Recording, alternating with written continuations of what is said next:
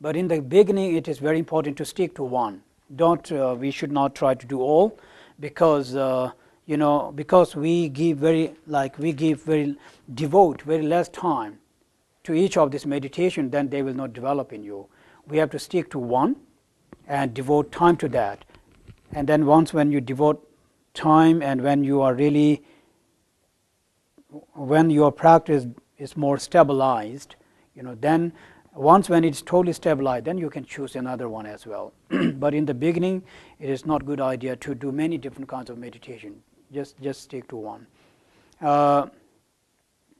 Yes, so I was saying through meditation, we can, so these meditations are part of shamatha meditation, which helps to reduce and calms down our mind, for time being.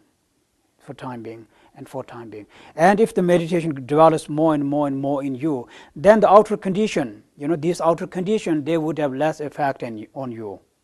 So therefore, the conditions will not really matter that much. So because the meditation has really now taking place in you, so that is how we will develops meditation and gets rid of the negative emotions and reduce them, and develop loving kindness compassion towards the beings and towards generally oneself.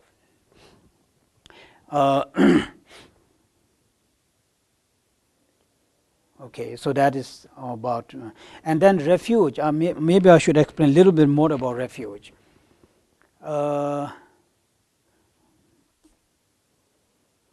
Okay, taking refuge in Buddha, Dharma, and Sangha, as I said in the very beginning, does not. It means. It actually means,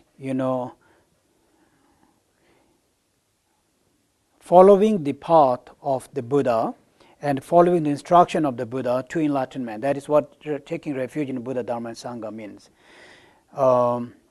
Because if one do not practice Dharma, no one can actually help you at all. It is you who has to help yourself. Like Buddha, for example, Shakyamuni has given us the path, which is Dharma, okay? According to Buddhism point of view, is Dharma. And now all we need to do is practice the Dharma. It is same as seeing Buddha. If you see Buddha, all he can do is give you teaching, isn't it? Well, there is no Buddha, but his teaching is there. So we have to practice the teaching. Teaching is the path. So therefore now by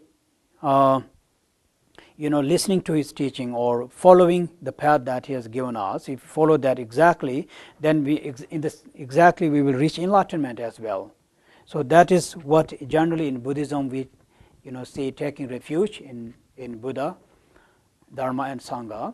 But traditionally, again, we give vows, and it is same as like Bodhisattva vow to plant the seed in you. We call the Bodhisattva vow, the refuge vow. Like I have taken, and all the Buddhist people, they take refuge once when they take refuge vow, that is to plant the seed. And also it is like taking a refuge vow is like, like giving you the authority or rights, to do many different kinds of practices. There are certain kinds of practices that you cannot do without taking the refuge vow, for example. So therefore, once when you have taken that, then you can do those practices, because those practices are based on refuge vows. So without, because it's the ground, the refuge vow is the ground, and if you do not have that, you can take the you cannot practice that. And as I said, like we speak of sutras and tantras, and so in the tantra level, it is very important. Well, we don't speak about tantra, but we just stick to this bodhicitta and refuge, but that is the ground.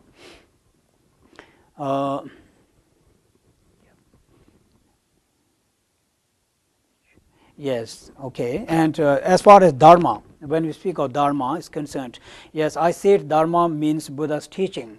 But Dharma also here in this case means the realization as well. There are two kinds of Dharma, okay? One Dharma, when we see the speech of the Buddha, we are referring to the Buddha's teaching. Like we speak of three Pitakas, just to give you more information. Three Pitaka, there are three different volumes of teachings, that embraces all the Buddha's teaching. We call Tripitaka. It's Vinaya, Sutra, and Abhidharma, Tripitakas. That is the speech. And then the path. Path is also, termed as Dharma, the path, that leads us to the enlightenment. That is like the realization of emptiness and developing of bodhicitta and everything. That is also called Dharma. Dharma has many different meaning. It's has a much more profound meaning to that than just thinking about the Buddha's teaching, the scripts. I said this because many times of the time, in especially like people in India and in Tibet, when we say Dharma, they only think in terms of the scripts of the Buddha's teachings. Like there are many different volume scripts of Buddha's teaching, and they think, okay, this is Dharma, and they do not know that the path is also Dharma. Actually, path is also a Dharma. So that is, the Dharma, Buddha, Dharma, and Sangha. So there isn't like really, well, Buddha you can say yes, Buddha and Sangha. For example, when we say Buddha, you can think of Buddha Shakyamuni and Buddha, other Buddhas. And Bodhisattva, there are many Bodhisattvas. But as far as Dharma is concerned, there isn't really a physical form of Dharma. It's Buddha's teaching and the realization. It's the instructions that we follow. And we follow the path of Bodhisattva. That is mainly what it meant.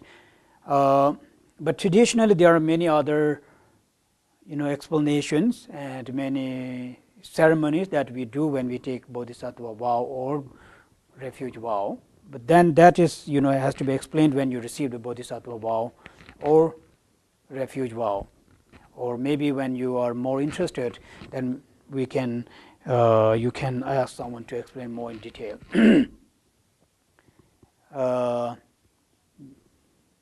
Yeah, I just gave you the overview of both, the bodhicitta and the refuge vow, and not the traditional, ceremony and all this. There are books like, for example, Jewel Ornament of Liberation. The book is called Jewel Ornament of Liberation, and it is written by Gampopa, a very great scholar. Gampopa, a very great scholar. He wrote that book. And there are also many other books, like I said, Bodhisattva Charya, Avatara Bodhisattva Way of Life, and many others, where it explains the details of these things. So you could refer to those books, to know more about these teachings.